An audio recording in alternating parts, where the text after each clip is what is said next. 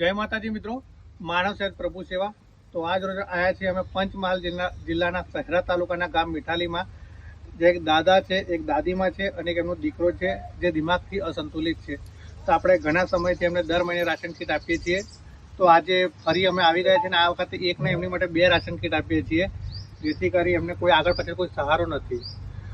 જાતે જ એવા કામ મજૂરી કરે છે, કઈ શું કરે, બકરા ચરાવે એમના પોતાના અને એમ તેમ ગુજારો કરે છે. દાદા, શું નામ તમારું? ગણપતભાઈ. અને બાનું નામ? નંદાબેન. અને આનું નામ? હા. કેટલા ટાઈમ થી આવું છે એને? નોનેથી એવું? બરાબર છે. તો કામ બામ તો થતું નહીં હોય? કશું નહીં થતું.